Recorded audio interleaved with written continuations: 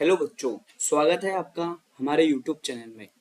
बच्चों, आज हम करने वाले हैं त्रैमासिक परीक्षा हेतु कक्षा 9वीं का हिंदी विषय का पेपर। यहाँ पे बच्चों मैं आपको बता दूं कि मध्य प्रदेश बोर्ड के द्वारा त्रैमासिक परीक्षा हेतु एक प्रश्न बैंक जारी की गई है, जिसमें ऐसा बताया गया है कि किस चैप्टर से कितने क्वेश्चन आने वाले हैं, कितने नंबर के आने वाले, ये सभी जानकारी इस बार दी गई है। तो इसी को ध्यान में रखते हुए इन्होंने एक क्वेश्चन बैंक बनाया है। तो ब्रिज कोर्स और प्लस जो आपका पाठ्यक्रम है उससे संबंधित मिलके आपका पेपर बनने वाला है। कुछ वो बच्चों ब्रिज कोर्स से आपका 27 नंबर का पेपर बनेगा और जो पाठ्यक्रम है उसे 48 नंबर का पेपर बनेगा। मतलब कुल मिलाकर आपका जो पेपर है वो कितने नंबर का बनने वाला है? 75 नंबर का, है ना। तो इसको ध्यान में रखते हुए इन्होंने एक क्वेश्चन बैंक, प्रश्न बैंक जारी किया है। उसी के आज हम सॉल्यूशन देखने वाले हैं।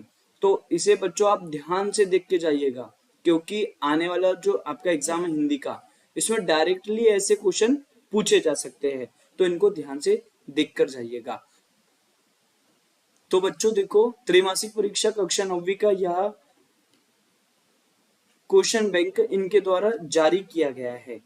तो यहाँ पर हमें सब कुछ पूरी जानकारी दी है कि हमारा जो पेपर वो कैसे आने वाला है। सभी प्रश्न अनिवार्य करना है, प्रत्येक प्रश्न के लिए आवंटित अंक उसके सम्मुख अंकित है। ये सब कुछ पूरी जानकारी आपके पेपर में जैसा जैसा आने वाला है वो सभी जानकारी यहाँ पर दी गई है। तो ब्रिज कोर्स की पाठ्य वस्तु पर आधारित वस्तु प्रश्न क्या दिए हैं वो सबसे पहले हम देखने वाले हैं। तो सही विकल्प चुनकर या चयन कर कर लिखिए, ये हमारा पहला प्रश्न है। तो मैं सभी जो प्रश्न है, जो सही विकल्प है, सही जोड़ी है, रिक्त स्थान है, सत्य असत्य है, इनके उत्तर आपको बता देता हूं। आप इसको 1 से 2 बार जरूर देखिएगा, जिससे कि आपको ये उत्तर याद हो जाएंगे और पेपर में ऐसे क्वेश्चन आए तो आपने उसको डायरेक्टली आंसर लगा देना। ठीक है बच्चों। तो अब हम शुरुआत करते हैं। सही विकल्प चुनकर या चयन करके लिखिए। इसमें पहला क्वेश्चन है, वर के विमल मोर में मोती कौन पिरोने वाली है? वर के विमल मोर में मोती कौन पिरोने वाली है? तो यह पिरोने वाली है बच्चों उषा। करेक्ट आंसर है यहाँ पर उषा।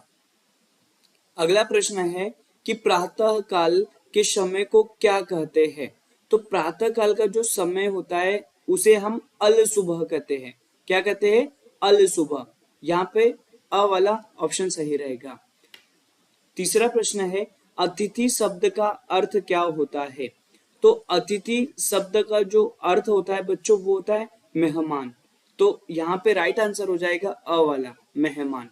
ठीक है। चौथा क्वेश्चन है कि भुज किस राज्य में स्थित है?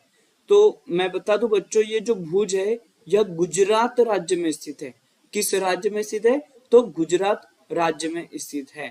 अगला प्रश्न है, अंतरिक्ष यात्री को रॉकेट द्वारा चलित स्लेज पर दिया जाता है। तो जो अंतरिक्ष यात्री होते हैं ना, उनको रॉकेट द्वारा चलित स्लेज पर क्या दिया जाता है? तो प्रशिक्षण दिया जाता है। क्या दिया जाता है? प्रशिक्षण दिया जाता है। अगला प्रश्न है कि जो व्यक्ति अपनी किस्मत खुद रचते हैं उन्हें कहते हैं। तो उन्हें हम साहसी कहते हैं। जो व्यक्ति अपनी किस्मत खुद रचते हैं उन्हें हम साहसी कहते हैं। नेक्स्ट प्रश्न है बच्चों, धरती शब्द का विलोम शब्द क्या होता है? तो धरती शब्द का जो विलोम शब्द है वो हो जाएगा बच्चों आकाश। यहाँ पे राइट आंसर हो जाएगा स वाला, आकाश। अगला प्रश्न है कि कारक के कितने प्रकार होते हैं?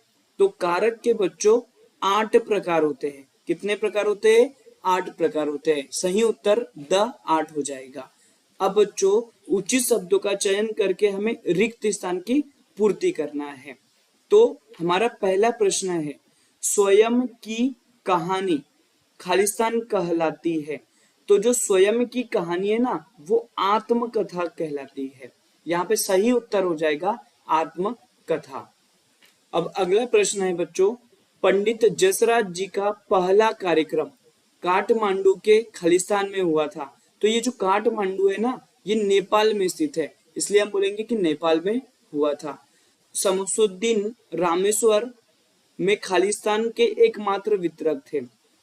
तीसरा प्रश्न क्या है आपका, शमसुद्दीन रामेश्वरम में खालिस्तान के एकमात्र वितरक थे, तो ये अखबार के एकमात्र वितरक थे।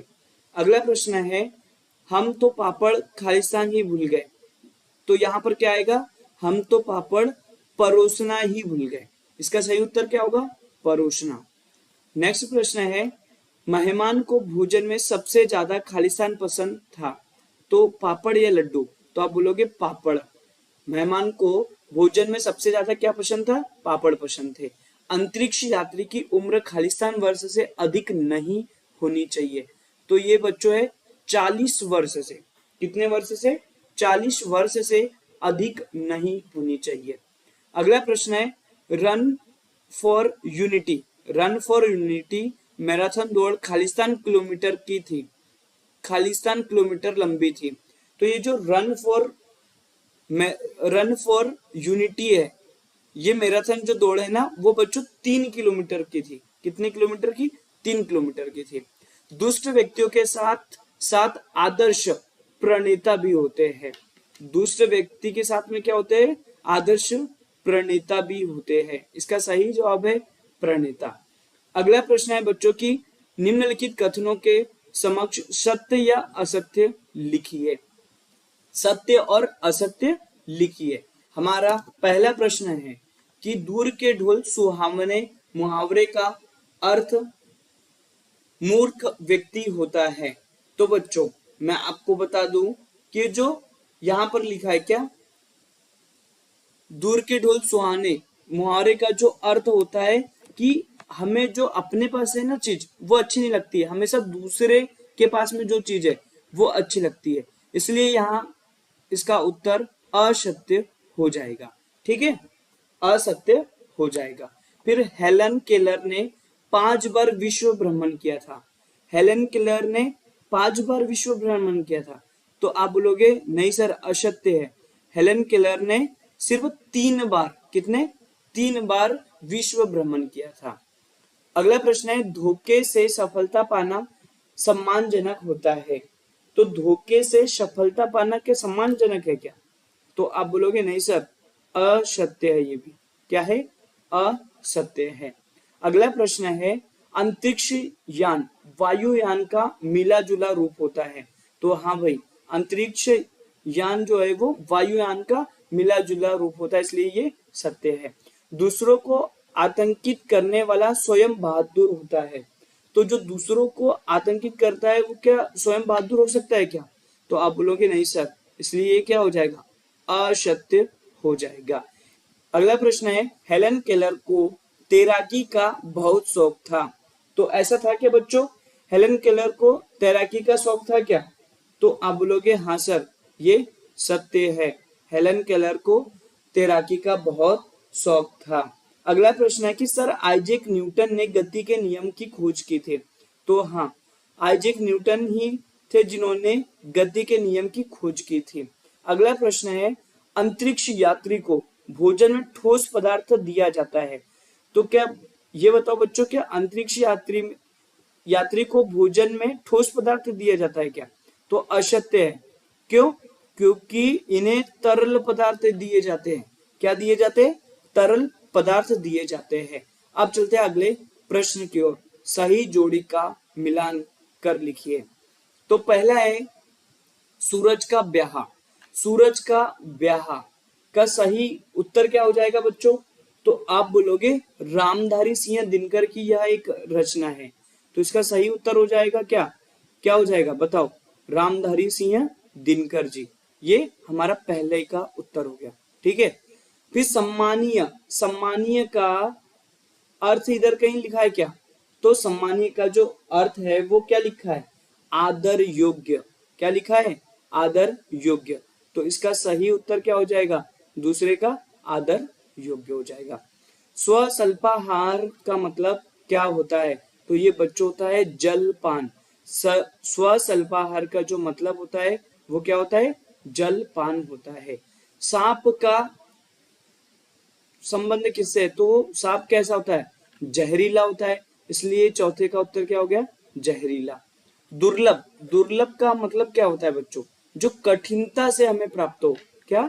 जो कठिनता से हमें प्राप्त हो। तो दुर्लभ का सही क्या हो जाएगा? ये पहला वाला, मतलब ये पांचवे वाला, मतलब दुर्लभ का सही उत्तर है। साइंटिस्ट, साइंटिस्ट इंग्लिश में बोला जाता है और वैज्ञानिक इसे हिंदी में बोला जाता है ना? तो ये छठवें वाले का उत्तर हो जाएगा। मृत्तिका, मृत्तिका बच्चों बोला जाता है मिट्टी को। मृत्तिका किसे बोला जाता है? मिट्टी को। तो ये हो जाएगा सातवां वाला उत्तर। ठीक है बच्चों। अब है पंडित जसराज। तो पंडित जसराज को रसराज के नाम से भी जाना जाता है।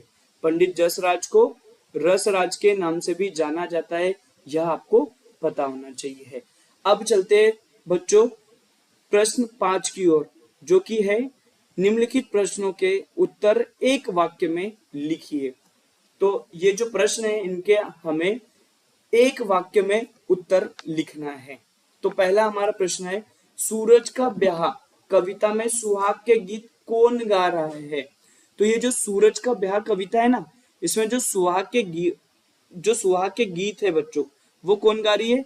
कौन गा रही है? तो चिड़िया गा रही है। ये आपको पता होना चाहिए। उत्तर क्या हो जाएगा कि सूरज का ब्याह कविता में सुहाग के गीत चिड़िया गा रही है। अगला प्रश्न है बच्चों, किसे छोड़ने पर किस्मत बनती है? तो यदि मनुष्य आलस्य को छोड़ दे, किसे? आलस्य को। अगर मनुष्य आलस्य को छोड़ दे ना, तो क्या किस्मत, उसकी किस्मत बन सकती है। यदि मनुष्य आलस्य को छोड़ दे तो किस्मत बनती है। ये इसका उत्तर हो जाएगा। अगला प्रश्न है, युक्ति भिड़ाना का अर्थ क्या होता है? तो बच्चों युक्ति भिड़ाना का अर्थ क्या होता है? तो इसका उत्तर लिखना आपने उपाय निकालना। क्या? उपाय निकालना। इसका अर्थ क्या होता है? तो उपाय निकालना या फिर उपाय बताना। ये इसका सही उत्तर हो जाएगा। याद रखना, युक्ति भिड़ाना का अर्थ क्या होता है? उपाय निकालना या उपाय बताना होता है। अगला प्रश्न है बच्चों, एक दिन भुज का पाठ की विधा लिखिए। तो ये जो एक दिन भुज का ये पाठ की विधा लिखना है इसकी, तो ये क्या थी पता है आपको? क्या थी? डायरी विधा थी। ये जो एक दिन भुज का ये क्या थी? तो ये डायरी विधा थी। ये आपको याद रखना है बच्चों। अगला प्रश्न है कि भारत के अंतरिक्ष केंद्र का नाम क्या है? तो भारत का जो अंतरिक्ष केंद्र है ना, उसका नाम है इसरो। क्या है? इसरो, या इसे इंग्लिश में ऐसे लिखते हैं ISRO, Indian Space Research Organisation. ये इसका फुल फॉर्म होता है। तो भारत के अंतरिक्ष केंद्र का नाम क्या है? तो इसरो है। ये भी आपको याद रखना है। अब बच्चों अगला प्रश्न है हमारा कि हेलन केलर की पहली गुरु कौन थी? तो ये जो हेलन केलर थे ना, इनकी जो पहली गुरु थी वो एनी सुलिवन थी। देखो मैं यहाँ पे लिख रहा हूं एनी सुलिवन। ये कौन थी? तो हेलन केलर की क्या थी? सुलिवन। यह पहली गुरु थी। कौन थी? हेलन केलर की पहली गुरु कौन बनी? तो एनी सुलिवन बनी। ये आपको याद रखना है। विश्व का सबसे बड़ा अंतरिक्ष संस्थान कहाँ स्थित है? तो विश्व का जो सबसे बड़ा अंतरिक्ष संस्थान है ना, वो बच्चों अमेरिका में स्थित है। कहाँ स्थित है? अमेरिका में। और उसका नाम क्या है पता है? नासा। आप उत्तर क्या लिखोगे कि विश्व का सबसे बड़ा अंतरिक्ष का नाम क्या है? तो नासा है। और याद रखना वो कहां पर स्थित है? तो अमेरिका में स्थित है। अंतिम प्रश्न है बच्चों पांचवा क्वेश्चन का कि अब्राहम लिंकन ने पत्र किसको लिखा था? अब्राहम लिंकन ने पत्र अपने पुत्र के शिक्षक को लिखा था। अपने पुत्र के शिक्षक को लिखा था।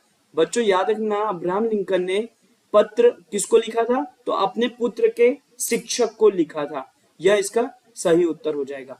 अभी तक हमने बच्चों जो ब्रीच कोर्स से जो आपका आने वाला प्रश्न है ना, सही विकल्प, सही जोड़ी, खालिस्तान, रिक्त स्थान, सत्य सत्य और एक वाक्य में उत्तर, ये हो गया। अब हम जो आपकी पाठ्य पुस्तक है इस पर आधारित वस्तुनिष्ठ प्रश्न क्या पूछे जाने वाले हैं उन्हीं की बात कर लेते हैं। तो शुरू करते हैं बच्चों पहले क्वेश्चन के साथ में। क्वेश्चन है कि सही विकल्प चुनकर लिखिए या सही विकल्प का चयन कर कर लिखिए। तो इसमें पहला क्वेश्चन है हमारा, झूरी के साले का नाम क्या था? तो जो झूरी थी ना उसके साले का नाम क्या था पता है? गया था। क्या था? गया था। ये इसका सही उत्तर है। अगला प्रश्न है, ईश्वर ने बैलों को नहीं दिया। तो ईश्वर ने बैलों को क्या नहीं दी है बेटा? बताओ। तो वाणी नहीं दी है। इसका सही उत्तर क्या हो जाएगा? ब, वाणी। अगला प्रश्न है कि गोई शब्द का अर्थ क्या होता है? तो गोई शब्द का अर्थ क्या होता है बच्चों? आम की गुठली। जो आम खाते हो उसकी गुठली बच जाती है ना, उसे हम गोई भी कहते हैं। तो गोई शब्द का अर्थ क्या होता है? आम की गुठली होता है। अगला प्रश्न है, कबीर की भाषा है। तो कबीर की जो भाषा थी वो कौन सी थी? तो आप बोलोगे सर सदुक्कड़ी भाषा थी। कबीर की जो भाषा थी वो क्या थी? सदुक्कड़ी भाषा थी। ये आपको याद रखना है बच्चों। ये लेक्चर को, ये जो हमारी क्लास चल रही है, इसको आप 1 से 2 बार देख लेना।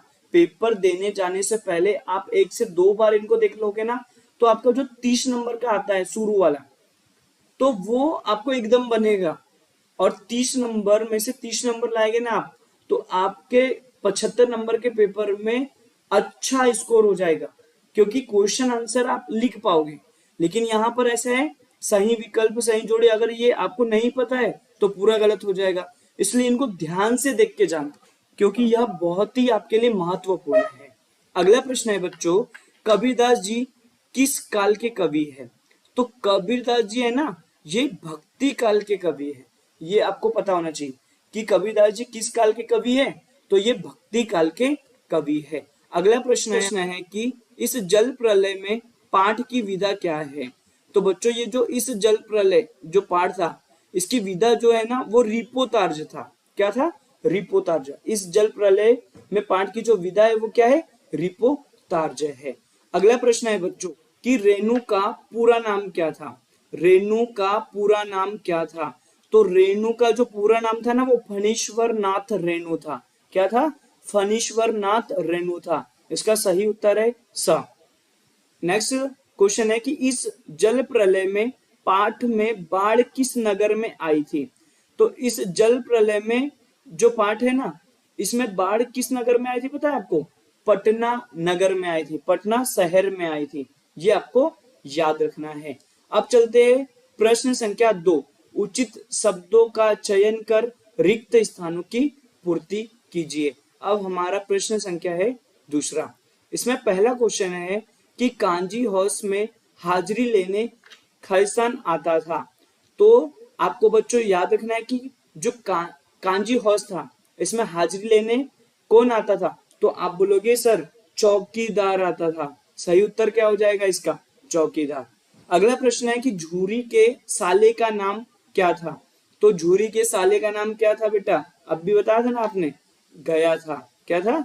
गया था। अगला प्रश्न है, लावारिश पशुओं को बंद करने का जो स्थान होता है उसे हम क्या कहते हैं? तो इसे हम कांजी हाउस कहते हैं। लावारिश पशुओं को बंद करने का जो स्थान है ना, उसे हम क्या बोलते हैं? कांजी हाउस कहते हैं। और ये जो अस्तबल जहां पे घोड़े को रखा जाता है उसे अस्तबल कहते हैं। ठीक है बच्चों। अगला प्रश्न है कि झूरी ने एक बार दोनों बैलों को खालिस्तान भेज दिया था। तो झूरी ने ये जो इनके बैल थे इनको कहाँ भेज दिया था पता है? इनके ससुराल भेज दिया था। कहाँ भेज दिया था? ससुराल भेज दिया था। अगला प्रश्न है बच्चों, प्रेमी ढूंढत में फिरो, फिर है खालिस्तान मिले ना कोई। तो प्रेमी ढूंढत में फिरो, प्रेमी मिले ना कोई। इसका सही उत्तर क्या होगा? प्रेमी हो जाएगा। अगला प्रश्न है कि मानसरोवर के जल में खालिस्तान क्रीड़ा कर रहे थे। तो मानसरोवर के जल में हंस क्या कर रहे थे? क्रीड़ा मतलब खेल रहे थे। अगला प्रश्न है बच्चों, विभीषिका का अर्थ है। तो विभीषिका का अर्थ क्या होता है पता है? भयंकरता, मतलब भय। क्या होता है? भय होता है। तो यहाँ पे जो सही ऑप्शन है ना वो भयंकरता जाएगा। विभीषिका का जो अर्थ है वो क्या होता है? भयंकरता, आक्रोश होता है। ठीक है। मृत्यु के तरल दूत को आता देख लेखक ने उसे खालिस्तान किया था, तो उसे क्या किया था? प्रणाम किया था। क्या किया था बच्चों? प्रणाम किया था। अगला प्रश्न है कि निम्नलिखित कथनों के समक्ष सत्य या असत्य लिखिए। तो बच्चों, बछिया के ताऊ मुहावरे का अर्थ मूर्ख व्यक्ति होता है। तो ये जो बछिया के ताऊ मुहावरे का जो अर्थ है ना, वो मूर्ख व्यक्ति ही होता है, इसलिए इसका सही उत्तर क्या हो जाएगा? सत्य हो जाएगा। अगला प्रश्न है बच्चों कि भैरव की लड़की दोनों बैलों को घास खिलाने आती थी। तो आपको याद है ना, भैरव की जो लड़की थी वो दोनों बैलों को घास खिलाने आती थी क्या? तो आप बोलोगे नहीं सर, वो तो रोटी खिलाने आती थी। तो ये क्या हो जाएगा? असत्य हो जाएगा। भैरव की लड़की दोनों बैलों को अगर रोटी खिलाने आती तो ये सत्य हो जाता। अगला प्रश्न है, प्रेमचंद जी का मूल नाम धनपत राय था।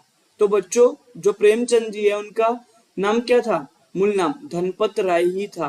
तो ये क्या हो जाएगा बच्चों? सत्य हो जाएगा। अगला प्रश्न है, ईश्वर काबा और कैलाश में मिल सकता है।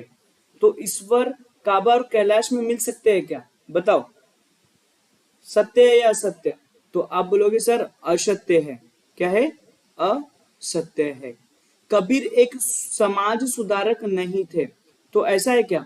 कबीर एक समाज सुधारक नहीं थे कि थे? तो आप बोलोगे थे सर। तो ये क्या है? नहीं थे लिखा है, इसलिए असत्य हो जाएगा। इस जल प्रलय में पाठ में लेखक तैरना जानते थे। तो ये जो जल प्रलय पाठ है, क्या इसमें लेखक तैरना जानते थे? तो आप बोलोगे सर नहीं जानते थे, इसलिए ये क्या हो जाएगा? असत्य हो जाएगा। अगला प्रश्न है कि लेखक फणीश्वर नाथ रेणु बाढ़ देखने अकेले ही निकल पड़े थे। क्या ये जो लेखक थे फणीश्वर नाथ रेणु, ये बाढ़ देखने अकेले ही निकल पड़े थे क्या? तो आप बोलोगे यस सर, सत्य है ये, वो अकेले ही निकल पड़े थे। अगला प्रश्न है कि इस जल प्रलय में पाठ के लेखक जगदीश चंद्र माथुर है। तो इसका उत्तर हो जाएगा गलत। इस जल प्रलय में पाठ के लेखक जगदीश चंद्र माथुर नहीं है, ये हो जाएगा असत्य। तो बच्चों, आपको याद रखना है कि इस जल प्रलय जो पाठ है, इसके लेखक कौन थे पता है? फणीश्वर नाथ रेणु थे। ये आपको याद रखना है। अब हमारा प्रश्न संख्या है 4, सही जोड़ी का मिलान कर लिखिए। तो बच्चों, सबसे पहला है कबीरदास। कबीरदास की जो रचना है वो क्या है? तो साखिया और सबद है। तो सही उत्तर क्या हो जाएगा? साखिया सबद, ये कबीरदास की क्या है? रचना है। पहला पखा पखी, पखा पखी का सही मिलान क्या हो जाएगा? तो आप बोलोगे सर पक्ष और विपक्ष। पखा पखी का सही मिलान क्या हो जाएगा? पक्ष और विपक्ष। दो बैलों की कथा, दो बैलों की कथा का जो सही उत्तर है वो क्या होगा? तो आप बोलोगे सर दो बैलों की जो कथा है वो मुंशी प्रेमचंद जी की है, इसलिए यहाँ पे सही उत्तर क्या हो जाएगा? मुंशी प्रेमचंद। ये हमारा तीसरे का उत्तर हो गया बच्चों। अगला है कांजी हौस। तो कांजी हौस क्या था? एक मवेशी खाना था। क्या था? एक मवेशी खाना था। चौथे का सही उत्तर ये है। पराकाष्ठा, पराकाष्ठा का उत्तर क्या हो जाएगा बच्चों? तो आप बताइए, पराकाष्ठा मतलब क्या होता है? अंतिम सीमा, इसलिए इसका सही उत्तर हो जाएगा क्या? अंतिम सीमा। पराकाष्ठा का सही उत्तर क्या है? अंतिम सीमा। अगला प्रश्न है बच्चों अड़ियल। अड़ियल का मिलान करना है। तो अड़ियल मतलब हड्डी से संबंधित है। किसे? हड्डी से, अड़ियल। तो इसका सही उत्तर है ये किसका? छठवे वाले का। अड़ियल का हड्डी से संबंध है। पटना, पटना का संबंध है बिहार से। जो पटना शहर है वो बिहार में स्थित है और बिहार की राजधानी भी क्या है? पटना है। आच्छादित का मतलब क्या होता है? तो बच्चों, ये जो आच्छादित है ना, इसका मतलब होता है ढका हुआ। आच्छादित का मतलब क्या होता है? ढका हुआ। और इसका पटना क्या है बच्चों? बिहार में। ठीक है, बिहार के अंदर पटना है, ये आपको ध्यान रखना है। ये हमारा 7वें वाले का उत्तर है। अब बच्चों, हमारा अगला प्रश्न है, निम्नलिखित प्रश्नों के उत्तर एक वाक्य में लिखिए। ये हमारा प्रश्न है। पहला है कि सहिष्णुता शब्द का क्या अर्थ होता है? तो ये जो सहिष्णुता शब्द है ना, इसका अर्थ होता है बच्चों किसी की बात या विचार का सम्मान करना। क्या होता है? किसी की बात या फिर विचार का सम्मान करना, ये इसका अर्थ होता है। ये आपको याद रखना है। झुर्री के बैल किस नस्ल के थे? तो जो झुर्री के बैल थे ना बच्चों, वो पछिया नस्ल के थे। कौन सी? पछिया नस्ल के थे। ये आपको ध्यान रखना है। काजी हौस का चौकीदार क्या लेकर जानवरों की हाजिरी लेने आता था? तो जो ये कांजी हौस का जो चौकीदार था, वो लालटेन लेकर, क्या लेके आता था? लालटेन लेकर आता था और हाजिरी लेता था। ये इसका सही उत्तर है। अगला प्रश्न है बच्चों, कबीरदास जी ने ज्ञान की तुलना किससे की है? तो मैं आपको बता दूं, कबीरदास जी ने जो ज्ञान की तुलना है ना, वो आंधी से की है। किससे की है? आंधी से। इसका उत्तर आंधी होगा। अगला प्रश्न है, मनुष्य की श्रेष्ठता किसके कारण होती है? तो बच्चों, मनुष्य की जो श्रेष्ठता है ना, वो उनके कर्मों के कारण होती है। किसके कारण होती है? कर्मों के कारण होती है। ये मनुष्य की श्रेष्ठता है जो किसके कारण होती है? तो कर्मों के कारण होती है। अगला प्रश्न है कि कबीरदास ने किसका विरोध किया था? तो कबीरदास जी ने बच्चों किसका विरोध किया था? तो आडंबर और रीति रिवाज का। आडंबर और रीति रिवाज का विरोध किया था। आडंबर व रीति रिवाज का विरोध किया था। ये उत्तर आपने ध्यान रखना। अगला प्रश्न है, इस जल प्रलय में नामक पाठ में बाढ़ के पानी को क्या कहा गया है? तो ये जो बाढ़ का पानी था इस जल प्रलय में नामक पाठ में, तो इसे क्या कहा गया था? पानी को मृत्यु का तरल दूध कहा गया था। बच्चों क्या बोला था? मृत्यु का तरल दूध। मृत्यु का तरल दूध कहा गया था। ये आपको ध्यान रखना है। अगला प्रश्न है बच्चों, साक्ष्य पत्रिका के विशेषांक का नाम लिखिए। तो मैं आपको बता दूं कि ये जो साक्ष्य पत्रिका थी, इसका जो एक विशेषांक का जो नाम है वो क्या था? तो नदियों की आग। इसका नाम क्या था बच्चों? नदियों की आग इसका सही उत्तर था। ये आपको ध्यान रखना है। इन सारे प्रश्न को बच्चों आपको 1 से 2 बार देखना है और एकदम याद कर लेना है। ठीक है? ऐसे ही क्वेश्चन, यही क्वेश्चन आपके पेपर में आने वाले हैं। तो बच्चों, जो 30 नंबर का, मतलब हमारा जो 30 नंबर का आने वाला है, उसमें क्या क्या पूछे जाने वाले हैं, उन क्वेश्चन को हमने देख लिए हैं। अब मिलते हैं बच्चों। जो अगर आपको हमारा लेक्चर, आपको हमारी मेहनत अच्छी लगी हो तो इसे लाइक करें, अपने दोस्तों के साथ शेयर करें और चैनल को सब्सक्राइब भी कर लें। So thank you so much guys for watching this video. Bye bye, take care.